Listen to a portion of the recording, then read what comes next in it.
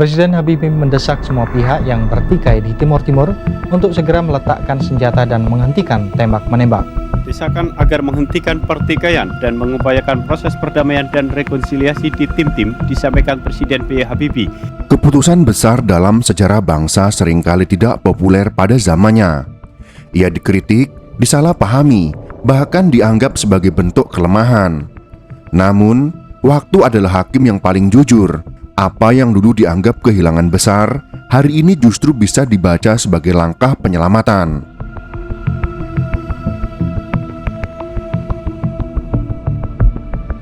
Ketika Baharudin Yusuf Habibie memutuskan untuk memberikan referendum kepada Timur Timur, banyak pihak sangat marah. Tidak sedikit yang menilai Indonesia dipermalukan. Namun, jika dilihat secara dingin tanpa emosi dan strategis, keputusan itu justru mencerminkan kecerdasan politik tingkat tinggi. Sebuah langkah berani untuk memotong beban sejarah dan membuka jalan masa depan.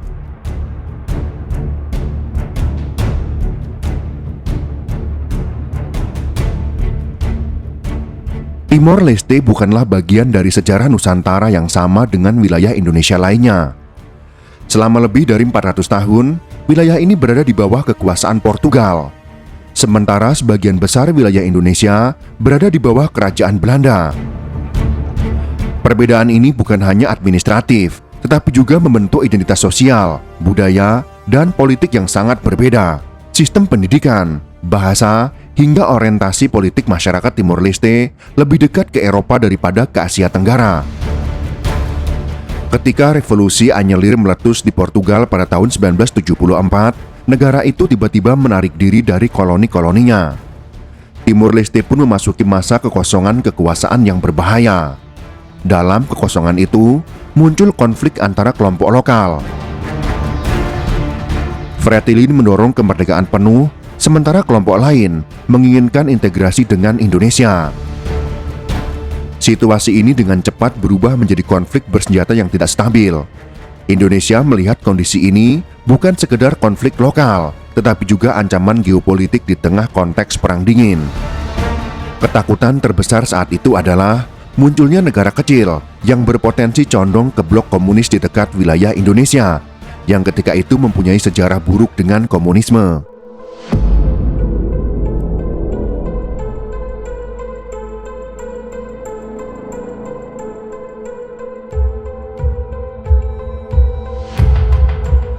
Pada tahun 1975, di bawah kepemimpinan Soeharto, Indonesia mengambil langkah militer melalui Operasi Seroja. Operasi ini menjadi salah satu operasi militer terbesar dalam sejarah Indonesia modern, dengan tujuan utama yang tegas, mengintegrasikan Timor Timur ke dalam Negara Kesatuan Republik Indonesia. Secara formal, tujuan tersebut tercapai. Pada tahun 1976, Timor Timur ditetapkan sebagai provinsi ke-27 Indonesia. Pemerintahan sipil dibentuk, pembangunan infrastruktur mulai dijalankan, dan berbagai program integrasi diluncurkan untuk menyatukan wilayah tersebut dengan Indonesia.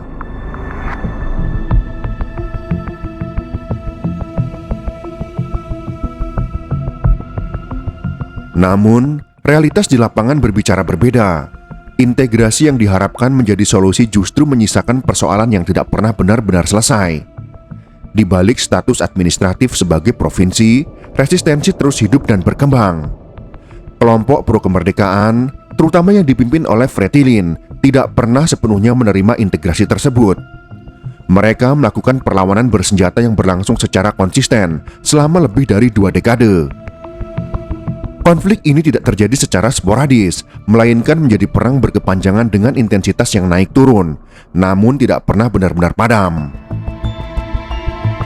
Di berbagai wilayah pedalaman, pertempuran antara aparat keamanan Indonesia dan kelompok perlawanan terus terjadi.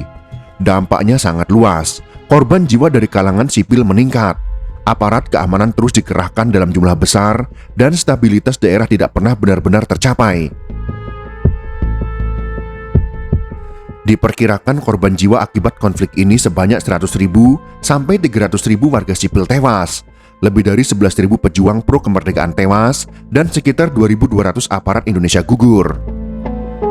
Seiring waktu, konflik ini tidak lagi hanya menjadi urusan dalam negeri. isu pelanggaran hak asasi manusia mulai mencuat dan menarik perhatian dunia internasional. Laporan-laporan dari organisasi independen, media asing, hingga lembaga internasional mulai menggambarkan situasi di Timur Timur sebagai konflik kemanusiaan, bukan sekedar persoalan integrasi wilayah.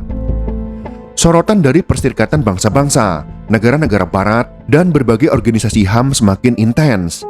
Indonesia berada dalam posisi defensif di panggung global. Setiap langkah yang diambil dari Timur Timur tidak lagi dinilai secara domestik, tetapi menjadi konsumsi internasional yang penuh kritik. Tekanan ini tidak hanya bersifat moral, tetapi juga berdampak nyata secara diplomatik. Hubungan Indonesia dengan sejumlah negara menjadi tegang. Citra Indonesia sebagai negara berkembang yang stabil mulai terganggu oleh stigma pelanggaran HAM yang terus melekat. Dalam kondisi seperti ini, Timur Timur perlahan berubah dari sekedar wilayah administratif menjadi beban multidimensi bagi Indonesia. Our Asia correspondent Mark Austin reports from the Indonesian capital, Jakarta. On the streets of Jakarta, the fires of protest are burning. Tahun 1998 menjadi titik balik. Soeharto jatuh dan Indonesia memasuki era reformasi. Ketika itu negara dalam kondisi rapuh setelah dihantam krisis finansial Asia 1997. Ekonomi runtuh, kepercayaan publik menurun, dan tekanan internasional meningkat. Di tengah situasi itu, Baharudin Yusuf Habibie harus mengambil keputusan cepat dan tepat. Habibie menghadapi pilihan yang tidak ideal. Yang pertama, mempertahankan Timur Timur dengan biaya besar dan konflik yang terus berlanjut. Yang kedua, melepasnya dengan risiko tekanan politik dalam negeri. Yang membuat keputusan Habibie berbeda adalah cara berpikirnya. Ia melihat masalah ini bukan hanya secara emosional, tetapi sebagai kalkulasi strategis dengan hitung-hitungan yang sangat matang. Pada tahun 1999, ia menyetujui referendum yang diawasi oleh PBB. Ini bukan langkah spontan, tetapi langkah yang sudah menghitung tekanan internasional, kondisi ekonomi Indonesia yang sedang tidak stabil, dan risiko jangka panjang jika tidak segera melakukan referendum. Hasil referendum jelas, mayoritas rakyat Timur Timur memilih untuk merdeka.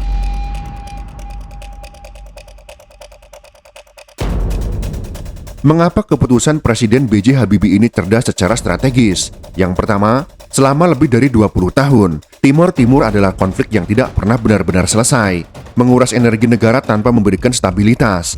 Habibie memahami satu hal yang penting, tidak semua wilayah harus dipertahankan jika biayanya jauh lebih besar daripada manfaatnya. Dengan melepas Timur Timur, Indonesia menghentikan konflik yang terus menggerogoti dari dalam, ibarat jaringan kanker yang harus diamputasi.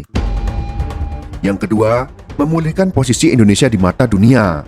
Sebelum tahun 1999, Indonesia sering dikritik dalam forum internasional. Isu Timur Timur menjadi batu sandungan dalam diplomasi. Dengan memberikan referendum, Indonesia menunjukkan perubahan arah dari otoritarian menuju demokratis. Ini memperbaiki hubungan dengan negara-negara lain dan membuka kembali pintu kerjasama internasional. Yang ketiga, fokus pada krisis internal yang lebih mendesak. Setelah krisis finansial Asia 1997, Indonesia berada di ambang kehancuran ekonomi, inflasi tinggi, pengangguran meningkat, dan stabilitas sosial terganggu. Mempertahankan Timur Timur berarti menambah beban. Melepaskannya berarti memberi ruang untuk fokus memperbaiki ekonomi nasional yang jauh lebih besar dan penting. Ini adalah keputusan prioritas yang realistis, bukan emosional. Yang keempat, menegakkan prinsip demokrasi dan hak penentuan nasib sendiri. Referendum adalah simbol perubahan besar. Indonesia yang sebelumnya dikenal keras mulai menunjukkan wajah baru yang lebih demokratis. Habibie secara tidak langsung meletakkan fondasi bahwa rakyat memiliki hak untuk menentukan masa depannya sendiri. Ini menjadi tonggak penting dalam perjalanan demokrasi Indonesia. Dan yang kelima, menghindari risiko intervensi dan sanksi internasional. Jika Indonesia tetap mempertahankan Timur Timur dengan kekuatan militer, risikonya sangat besar, yaitu sanksi ekonomi, isolasi diplomatik, bahkan kemungkinan intervensi militer asing. Habibie memilih jalan yang lebih aman secara geopolitik. Ia mengalah dalam jangka pendek untuk menang dalam jangka panjang. Dalam dampak jangka panjang, kehilangan Timor Leste apakah merupakan kehilangan atau malah keuntungan bagi Indonesia?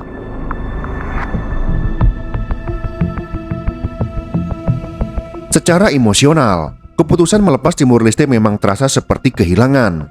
Bagi sebagian masyarakat Indonesia, ini bukan sekedar soal wilayah, tetapi juga soal harga diri, pengorbanan, dan sejarah panjang yang telah dilalui sejak masa integrasi di era Soeharto. Tidak sedikit yang melihatnya sebagai kemunduran, bahkan sebagai kegagalan negara dalam mempertahankan kedaulatan. Namun jika kita berani keluar dari sudut pandang emosional dan melihatnya secara strategis, gambaran yang muncul justru berbeda. Dalam jangka panjang, keputusan ini memberikan sejumlah keuntungan fundamental bagi Indonesia. Keuntungan yang mungkin tidak langsung terlihat, tetapi sangat menentukan arah masa depan Indonesia. Yang pertama, stabilitas politik yang lebih baik. Dengan berakhirnya konflik di Timur Timur, Indonesia terbebas dari satu sumber ketegangan yang selama puluhan tahun menguras energi negara. Tidak ada lagi operasi militer berkepanjangan, tidak ada lagi konflik bersenjata yang terus menyala di pinggiran wilayah. Ini memberi ruang bagi pemerintah untuk membangun stabilitas internal, terutama di masa transisi pasca reformasi yang sangat rentan. Kedua, pemulihan citra internasional. Sebelum tahun 1999, isu Timur Timur menjadi salah satu sumber kritik terbesar terhadap Indonesia di forum global. Namun setelah keputusan referendum yang difasilitasi bersama PBB, Indonesia tidak lagi dipandang sebagai kekuatan represif, tetapi sebagai negara yang mulai menghormati prinsip demokrasi dan hak menentukan nasib sendiri. Dampaknya tentunya sangat nyata. Hubungan diplomatik membaik, kepercayaan internasional meningkat, dan peluang kerjasama global kembali terbuka. Yang ketiga, fokus pembangunan yang lebih terarah. Melepas Timor Leste berarti mengurangi beban anggaran negara yang sebelumnya tersedot untuk operasi militer dan pengelolaan wilayah konflik. Di tengah tekanan pasca krisis finansial Asia 1997, keputusan ini memberi ruang bagi Indonesia untuk memprioritaskan pemulihan ekonomi serta peningkatan kesejahteraan rakyat di wilayah lain yang lebih stabil. Dan yang keempat, pendewasaan demokrasi Indonesia. Keputusan yang diambil oleh B.J. Habibie menjadi salah satu tonggak penting dalam perjalanan demokrasi Indonesia.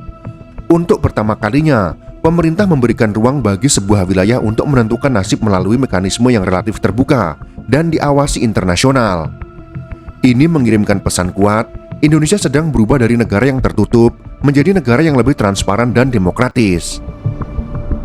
Namun di sisi lain, kemerdekaan Timor Leste juga menunjukkan realitas yang tidak sederhana. Menjadi negara merdeka bukan berarti langsung sejahtera. Timor Leste harus menghadapi berbagai tantangan berat sejak awal berdirinya. Keterbatasan sumber daya ekonomi, infrastruktur yang hancur akibat konflik, serta ketergantungan yang tinggi terhadap bantuan internasional.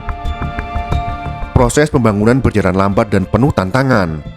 Ketergantungan pada sektor minyak dan gas membuat ekonomi rentan, sementara upaya diversifikasi ekonomi tidak mudah dilakukan. Ini menjadi bukti bahwa kemerdekaan adalah titik awal, bukan sebuah garis akhir.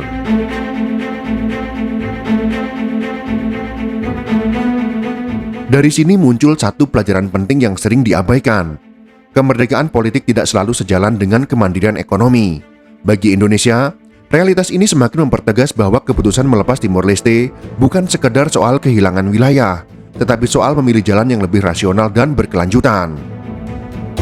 Daripada mempertahankan wilayah dengan biaya tinggi dan konflik tanpa akhir, Indonesia memilih untuk mengkonsolidasikan kekuatan di dalam negeri. Pada akhirnya, sejarah menunjukkan bahwa keputusan ini bukan hitam putih. Ada kehilangan, tetapi juga ada keuntungan besar yang mungkin tidak langsung terasa pada saat itu. Dan justru disitulah letak kecerdasan seorang pemimpin, mampu melihat jauh ke depan ketika orang lain masih terjebak pada apa yang terlihat di permukaan. Keputusan Presiden B.J. Habibie bukanlah keputusan yang mudah, apalagi populer. Ia tahu resikonya, yaitu kritik, tekanan, bahkan stigma sejarah. Namun disitulah letak kecerdasannya. Ia berani mengambil keputusan yang tidak disukai, tetapi diperlukan. Dalam politik, pemimpin besar bukan yang selalu menang di mata publik saat ini, tetapi yang mampu melihat jauh ke depan. Dan dalam konteks itu, keputusan Presiden B.J. Habibie melepas Timor Leste bukanlah tanda kelemahan, melainkan bukti keberanian dan juga kejernihan berpikir.